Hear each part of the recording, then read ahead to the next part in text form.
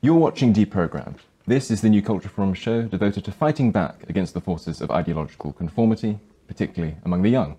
My name's Harrison Pitt. I'm a senior editor at the European Conservative, and I'm thrilled to be joined today, as ever, by Evan Riggs, who is a freelance journalist, and our special guest this week, Lord Andrew Roberts, the celebrated historian, a research fellow at the Hoover Institution at Stanford University, and a Conservative peer in the House of Lords. Now, Lord Roberts, thank you for coming on to Deprogrammed today. Not at all, it's a delight. Thanks for having me on, good. Harrison, I appreciate it. Barely a week goes by without some assault on British history in particular, or European history in general nowadays, that we're going through a relentless culture war. What do you think motivates this onslaught in the main? Oh, it's motivated by politics and ideology, and they attempt to make us feel ashamed of our past, an attempt to try and undermine Britain if possible, but Europe in general. And the way to counter it is to be forensically factual. So that's interesting that you say that we can leverage facts against this. If this is really motivated by sort of a cynical approach to British history rather than ignorance of British history, to what extent are these people even going to be won over by facts if the motivation in the first place isn't? You're not trying to win them over. You'll never win them over. Okay. What you're trying to do is persuade the public, the same public that they're trying to persuade. And so what you do is to use facts and evidence and, if possible, ridicule as well is always very helpful, Yes. to show that they're wrong. But in no way is there ever an attempt, I don't think, to actually try and persuade them, because they are, as I say, driven by ideology, ultra-woke ideology, Marxist ideology sometimes, but whatever it is, it's a political attack. Very, very rarely do you actually get serious historians, for example, coming up with these mad theories. The latest one was quite fun. It only happened a couple of days ago. That Saxons, the Saxons were all transsexuals. Oh, yes. And the way we know that is, of course, because in some graves that people believe are the graves of women, there have been things like swords found. So automatically, of course, it's not because the sword might have belonged to the husband or father or son of the woman. It's simply because they're transsexuals, and also the same. Sorry, damn! I was trying to keep a straight face all the way through this completely ludicrous theory, but it has been put forward by a don at one of the universities. Not one of the universities you'd have heard of, but a university, and the gentleman also wasn't able to prove that these were the graves of women either. Oh, gosh. So yes, exactly. So, so it's on such unbelievably flimsy grounds that this theory is put forward. And clearly, what you have to do is just look into the facts and refute it if it sounds moronic. I used to agree with that kind of tact a lot more, but I think that the fact that these things operate on these incredibly flimsy grounds and that they have to be kind of instantiated by force and like sheer propaganda, I mean, it takes a certain amount of balls to insist that, you know, every sort of age-old Viking was secretly transsexual. Despite the evidence. I'm not sure you're right there, actually, Evan, because it seems to take less and less, or should it be fewer and fewer balls each time, because many more people seem to be open to listening to these theories and not just laughing at them. But do you think that, you know, these theories they've at least captured a large part of academia, you know, political culture, mass media, despite their sort of the logical nature of them, and despite the fact that there is no real like factual basis to a lot of it, it's still deeply persuasive.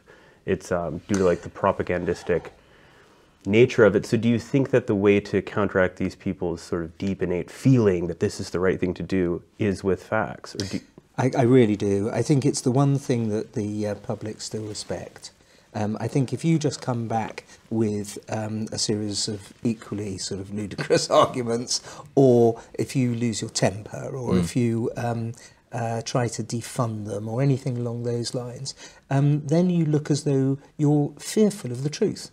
But the great thing is that the truth, in 99% of cases, is on our side. Oh yeah, don't get me wrong. I would never say like lie outright or come up with something ludicrous, but just don't be entirely reliant on the idea that the truth and only the truth will get you through it. You need to have that and a whole lot more. I did mention ridicule. Yeah, very, very important. I would say it's the most important part. Absolutely, because if you can make people laugh at these people, actually that's half the battle won. Yeah. But they must be laughing at them because they know that what's said is ludicrous, and the way to do that is with facts. Yeah, it's also maybe there are also different challenges depending on which generation you're addressing. Because I would agree with you that most of the older generation in this country, they might not be very clued up on the details of Churchill's views on Africa or Churchill's views on Indians or whatever it might be, but they do want to be reassured by people who do know a lot about that sort of stuff, because they do feel that there's an onslaught on a culture which their grandparents fought for and all that sort of thing. So that there is that immediacy of in the older generation, I would say, to want to be reassured that Churchill was not in fact a monster, and that the British experience with empire was not in fact essentially exploitative or rapacious or whatever it might be. But among the younger generation, because these people, I mean, I have younger brothers myself, are being so systematically turned into amnesiacs in relation to our own history. How would you go about addressing that? I think part of the problem is context, because we, again and again, in the subjects you've just mentioned, for example, need to try to put things in their proper historical context. If history isn't taught with enough context, and if people don't have an historical imagination and a historical knowledge and background, then context starts to collapse in and of itself. And that is a major problem we undoubtedly have. The way in which, for example, our history curriculum seems to jump from Henry to Hitler. 1 minute you're doing the Tudors, next minute you're doing World War II and the Nazis. And all that vital stuff about, what made England England, and certainly what made Britain Britain, was what happened in between the Tudors and the Nazis. Indeed. So yes, context is all. And sorry, I was just going to say correctly, it becomes particularly difficult in the context, just because you mentioned the Nazis, it becomes particularly difficult in the context of empire, because the Third Reich looms so large over people's imaginations today in the West, rightly so. It means that it becomes very difficult. It muddies the lens through which we see earlier iterations of empire, because of course the Nazi template for empire, or indeed the Japanese template for empire in the East, which was of course exploitative, rapacious, like ultimately genocidal. But it was also, I mean, it wasn't so much an empire, either of those things. They were short-term conquered territories. Yes. There was no real attempt to rule either the Japanese or the Nazi empires for the betterment of the native peoples, and also it was all over in 13 years. Indeed, and you just need to ask the Filipinos and the Poles on both of those questions to get an idea of how is your experience of Japanese empire and Nazi empire respectively. But nevertheless, it has become the template the lens through which we see all empires. Because other much more serious and significant and better empires are not taught systematically, or at least only the bad bits of them are. Indeed. So yes, when I was being taught history, it was a very wide template. You'd start with the sort of Arbroath in the medieval period. You go up to the outbreak actually of the Second World War. So history sort of stopped in 1939. But I was Hitler only died 18 years before I was born, so so in a sense that was appropriate. Yeah. And there was a real sense that you were supposed to learn everything. You had tests with 200 plus dates, and the class was expected to get 80 to 90% of them right, and did, by the way. That was the other thing, they did. And so if somebody asked you what happened in 1588 or 1640 or something, you would be able to say in a way that I'm not sure that many school children today would be able to. And what that fails to do, see, dates are key. They're the absolute key building blocks for narrative, for chronology. You can't understand something unless you know what happened before it. And that is why you're absolutely right that if you jump from Henry to Hitler, you're going to miss out the context necessary to appreciate the positive things that happened, certainly in British history, in between the two. I would say on the point of your amnesiac brothers and those like them, you can't actually forget something you never learned. Indeed. Yeah. Oh, that's true, yes. Yeah. But I do wonder, I mean, it does seem now in modern conflicts, and I know you've written sort of about the history of warfare, but it seems now when I look at how we talk about wars in 2024, it's always Nazi versus Nazi. The Palestinians are Nazis and so are the Israelis. The Ukrainians are Nazis and so are the Russians. I mean, everything's getting boiled down to mid-century Germany. And I do wonder if this sort of extreme level of low-resolution thinking about like the nature of conflict and the nature of like, there's more than just one sort of bad ideology in the world than Nazism, which is more or less completely defunct by now. There's a couple cranks out in the hills, but it's gone from any sort of serious threat. Yeah, I think a couple of things. Firstly, obviously, one should never use the Nazis for really discussing pretty much anything other than the Nazis. I think that because it doesn't actually tell you that much. Yes, of course, there are fascist elements of Hamas, and in many ways Hamas actually are worse than the Nazis, obviously not on a quantitative level, but on a qualitative level, and the way in which they boast about their crimes rather than attempt to hide them and so on.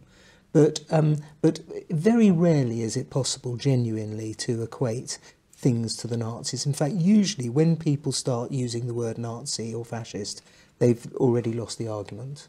And the obvious other point, especially about the 20th century, is that communists killed more people than Nazis did anyhow. So the evil of communism is somehow, it strikes me, lessened in the public mind by this constant obsession with the Nazis, who were the number one threat to world peace and civilization for 13 years, but not for 70 plus years like the communists were. So it's very important that we don't get into a state where, as you say, everything is seen in the context of the Nazis, although of course there was a mindset of fascism that still exists very much in undemocratic countries today. So yes, this is the problem with like reducto ad Hitlerum. Everybody I don't like is eventually Hitler. I hadn't heard that expression before. It's a very good one. Yeah, I like that. But Don't be surprised if I shamelessly plagiarise that. Well, I didn't come up with it either. I'm shamelessly plagiarizing myself. But, the point that I was trying to make was, you touched on it there with the communism aspect, is like, because we're always focused on like who's closest to the Nazis, and if you're slightly right of center, you too are a Nazi. Are we allowing in, sort of these quiet different parts of the world, or less quiet now as Gaza's become, these sort of new wicked ideologies to spread in a way that we can't really begin to understand them, so we can't really begin to fight back against them? Well, we're not allowing them to spread so much as they are spreading. I mean, it's not... Fascism is a form of politics that metasizes constantly. Anyhow, you're going to be constantly seeing it in different forms, like cancer. But there's also a sense, I think, that with regard to communism, we do put it in a sort of separate box. We almost say that because the communists claimed that they wanted everyone to be equal, therefore they, although they went horribly badly wrong under Lenin and Stalin, etc., are sort of better people than the Nazis who killed people because of race. And somehow class is one thing and race is another. No, it's not. If you kill people on the basis of anything... Tell the kulaks that. Yeah, so precisely. Yeah. So precisely. Or the poor old Ukrainians, in the 1930s. Yeah. It's a sort of form whereby we sort of let off the men of 1917 in Russia in a way that we will not, and rightly not, let off the men of Nuremberg in 1933. Yes, if we do get from that, the sort of, because I think it is true that even though the 20th century needs to be studied in tremendous depth, it's incredibly important. You've written about it a great deal. There is a sense in which it distorts our ability to process all prior history. So if I were to ask you a question, a counterfactual question, potentially little broad, but how would the world be different if European powers like Britain had never built non-European empires overseas? Oh my gosh. Well, first of all, I want to strongly differentiate the British Empire from a lot of the other European ones, European contemporary ones, contemporary of the European of the British Empire. Yeah, yeah. What the Germans were doing in Southwest Africa, what the French were doing, and continue to do in Algeria into the 1950s, what the Spanish and Italians did in Asia, was much more vicious than the overall boyish tyranny of the British Empire. As Santiana said. Absolutely. Yeah. And yes, there were some terrible, awful things that did happen in the British Empire, but the positives way outweighed the negatives, and that is not true necessarily of the Italians in Somaliland or what was happening in Tanzania for the Germans, Spanish Philippines sometimes, and things like that. So first differentiating the empire of a power like Britain, which had a very strong Parliament at Westminster that would pick up and denounce true vicious exploitation and so on. You see that again and again. Also, of course, the British Empire was central to the abolition of slavery in a way that was not true of the Spanish, Portuguese, Italian, and other empires. So I would say that in the counterfactual, the only bit of the counterfactual that I'd be qualified to, or in any way interested in walking down that route, would be the British one. And there were larger parts of the British Empire that simply were not the utopias that have been made out. But before the British got there, you mean? Before the British got there, and indeed in many cases after the British left. Indeed, as well, of course. Yeah. But intertribal fighting and rivalry and the Mughal invasion of India and so on. These are straightforward facts of history, which tend to be underplayed by people whose sole interest is, for ideological and political reasons very often as well, try to equate the British Empire with all of those other empires, and of course, as we mentioned earlier, the Nazi Empire. What about the, this is interesting, because, I think when, you'll correct me if I'm wrong, but I believe that when the Germans carved up, the Nazis carved up Poland in August of 1939, with the Soviet Union, I think they sent something like 2 to 3 million troops into Poland in order to occupy it, because obviously the Poles weren't going to, take that lying down. That was in the September of 1939. September of 1939. Yeah, dates are important, as you were saying earlier. Got that one slightly wrong. Never mind.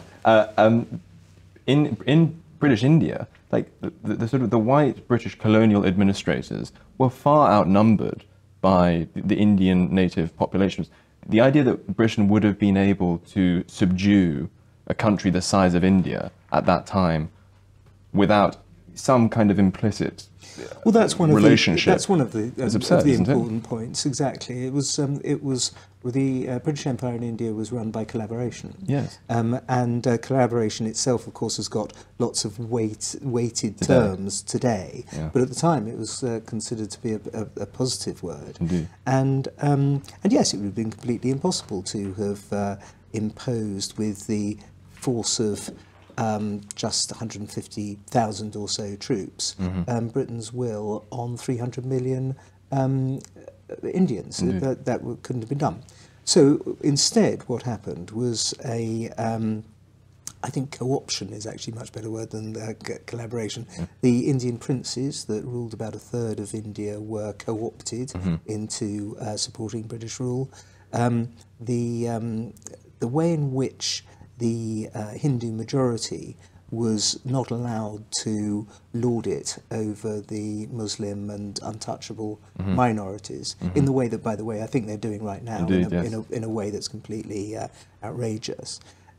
These were the things that ensured the fact that the British were willing to put lives on the line protecting the Punjabi farmers from the implications of the Talib and the Afridi and other. And Churchill fought in those skirmishes as well, didn't he? Churchill fought himself, of course, As and wrote a brilliant book, The Malacan Field Force, about that. Yeah. So you could see. The other thing is, unlike Hitler in Poland, who wiped out all the intellectuals and killed the trade unionists and killed the aristocracy and shot 14,000 officers. No, that was the communists. That was the Katyn massacre, wasn't it? He shot quite a few officers, Indeed. but he didn't massacre 14,000 of them. But he did go down to even breaking up, for example, the Polish Boy Scout movement. That is one way of trying to run a country. What the British did in India was the precise opposite. Indeed, yeah. If you look at the 100 richest people in India in 1939, they're all Indians, which is certainly not what you'd expect. Not what you'd expect from a sort of supposedly rapacious and exploitative,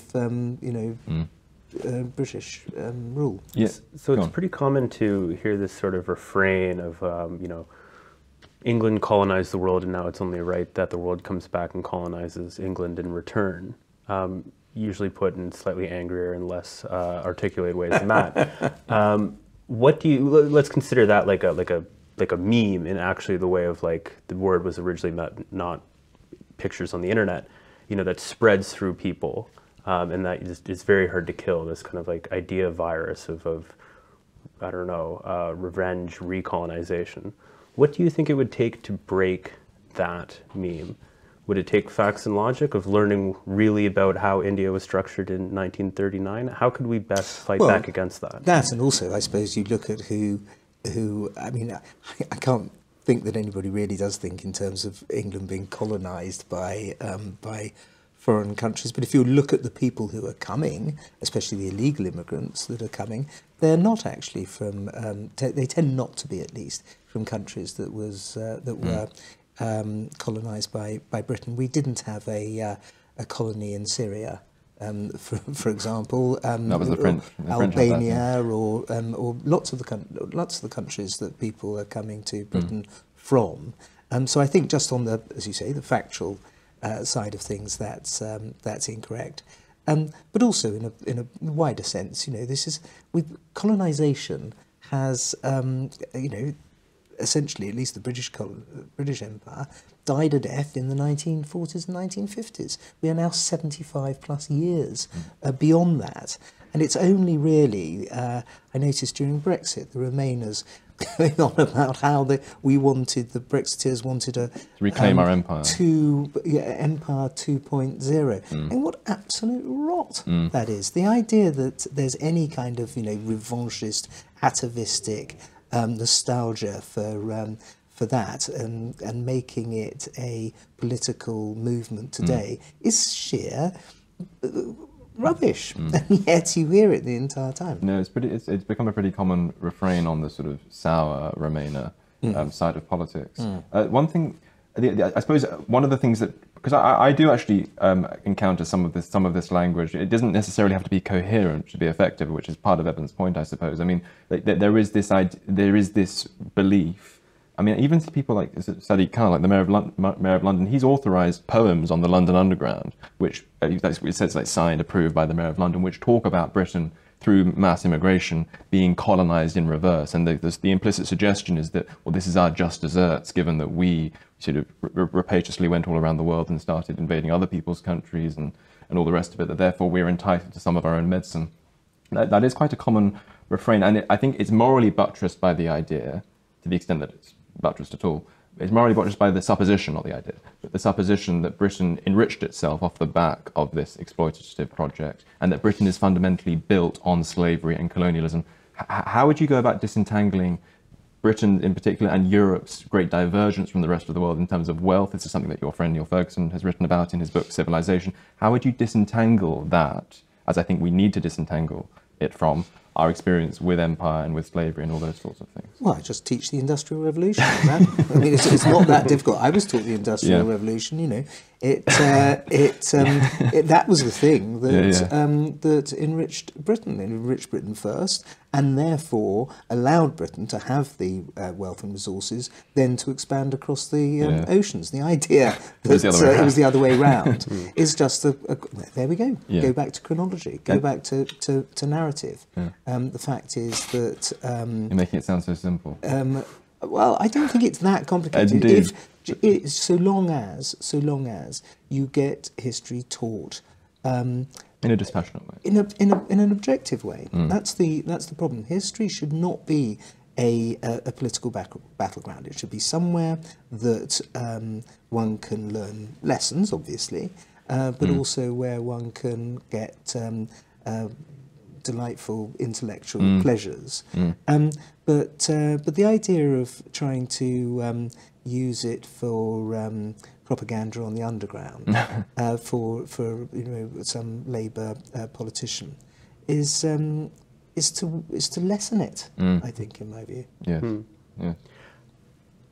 I once again agree with you in theory, and think that that's a very noble aspiration. But I mean, maybe I'm spending too much time on the darker corners of Twitter. I mean, there's this idea of the myth of neutral institutions, which it's like if you want history or you want the education system in general to be apolitical and above the sort of back and forth foray that everything else is getting into, and the other side doesn't and is highly motivated to make sure that they get their way, don't you, in a sort of game theoretical sense, just inevitably lose? I think, actually, it's interesting you should say that, because there was an article in the Times today by Anthony Seldon, who I like very much personally, and is a chum, in fact.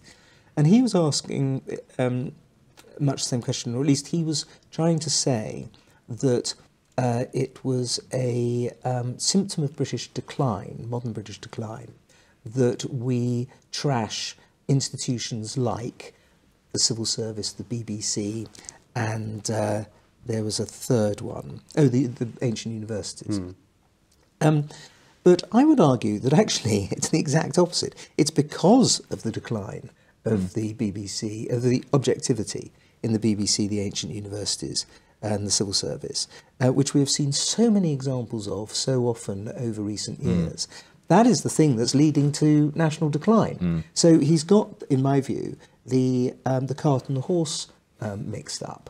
And that if you could go back to days when universities didn't think that it's their duty to push political views, and the BBC was able to be genuinely objective on things like Gaza and what's happening in Palestine, and also if you had a sense that the civil service, and we saw an example of it just yesterday with the COVID inquiry, that where somebody, a senior civil servant, tried to claim that COVID was made much worse by Brexit.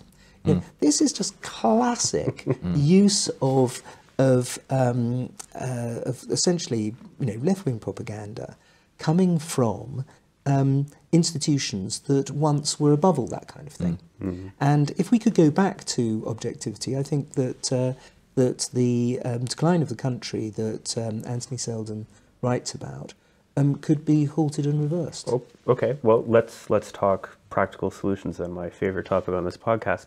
If you were in the position to sort of make Britain wander back towards objectivity, how would you go about doing it? What would you actually do? How could we reform these institutions? Well, let's look at three of them then, shall we? The BBC should have a chairman who is absolutely opposed to this this creeping left-wing ideology. You could have Paul Dacre, you could have Charles Moore, you could have any number of people. You would also need a board, by the way. It's not just the chairman. It has to be supported.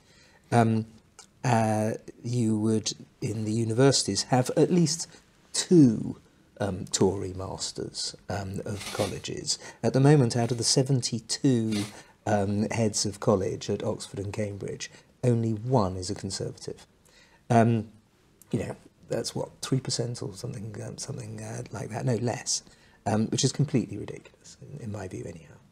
And then in the civil service, Oh, large-scale sackings would be great. From the moment that you have somebody who is very clearly putting their own personal political opinions above the job, then out they go, and you see it, I'm afraid, too often, and it's a major problem for the country. But lots of people have come up with lots of solutions. You know, actually there was a very good report that one of my fellow peers put out about the reform of the civil service.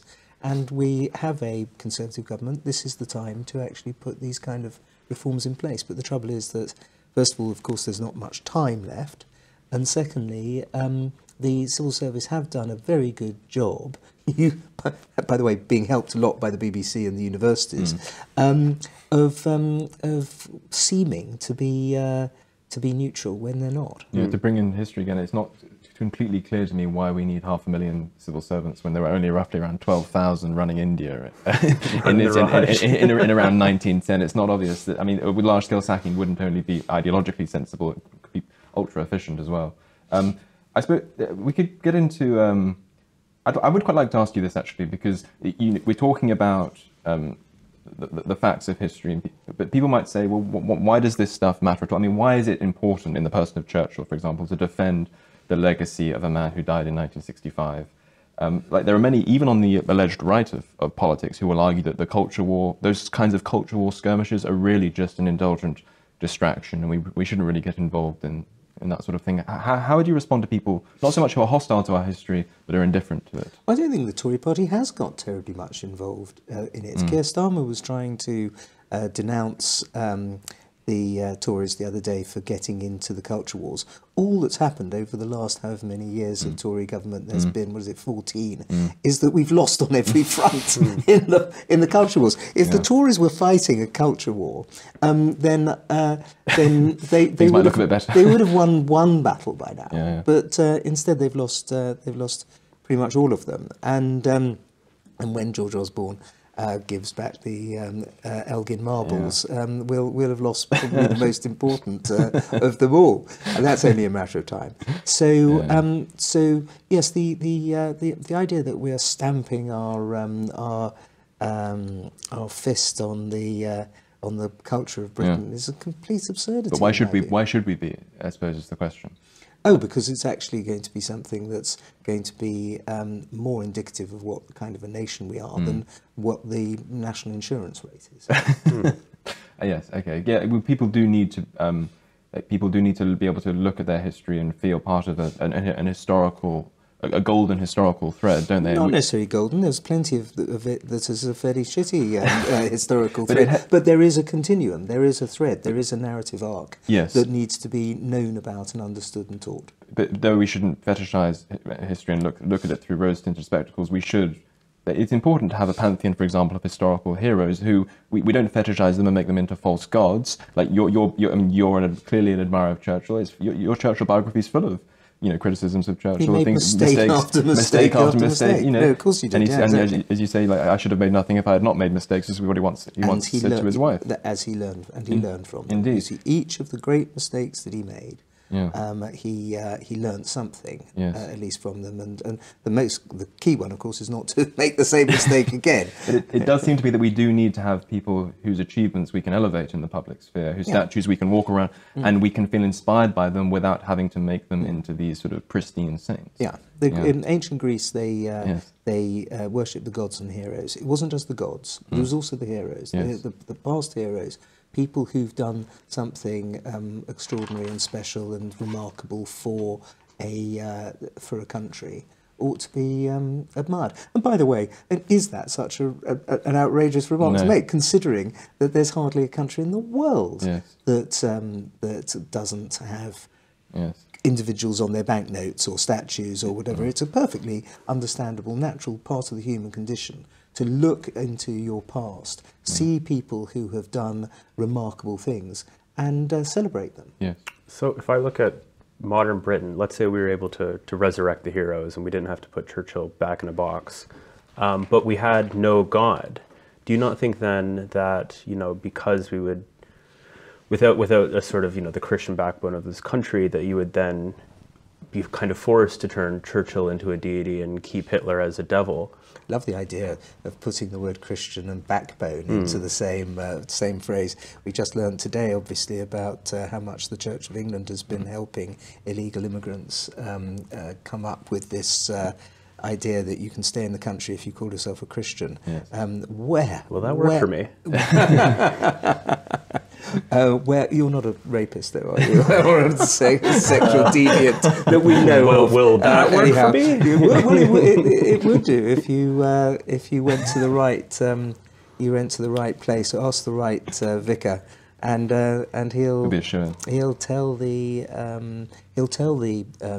immigration authority that you should be allowed to stay in this country despite your not one, but two sexual offences, because you've persuaded some naive idiot that you've become a Christian. Yeah, devout man of God. It's an extraordinary situation we've managed to get ourselves into in this country.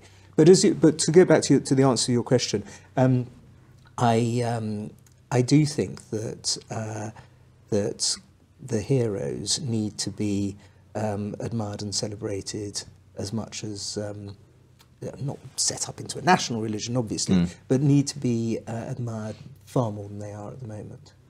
I suppose we can all argue about who they are. Of course, that's the other thing. It's part of the fun. Part of the part of the natural national debate. But to assume, as a lot of sort of nihilists do in Britain today, that there's no such thing as a hero, that every single person has. I mean, all heroes have some feet of clay, but the idea that they are just feet of clay, essentially, is, I think, is an absolute recipe for national suicide. Who do you think is a great British hero that we know very little about? Well, I mean, the great thing about think of one good one. Is that actually people are taught so little about any at all. Well, I mean, that's what I do for a living. Just any of my books will give you an answer to that. A mercenary answer. There are dozens. I tell you somebody I'd like people to know a bit more about, Lord Curzon. No idea who that is. There you go. Yeah. There you go. Well, I'm not British. It's a very good biography of Americans should learn about Lord Curzon as well, because he was able to civilise a continent. Which one? India. There you go. No mean feat. The last thing I'd like to ask you... I'm not saying that America is totally uncivilised, obviously. I am. Well, no, partly because of Curzon's influence. You had a run-in with the director Ridley Scott recently, didn't you? Would you like? Well, no. I mean, he never responded to me, so I wouldn't say. He did. He said. Didn't he say something like, "Well, he wasn't there"? No, he said that of all historians. So it wasn't in fact, actually, particular.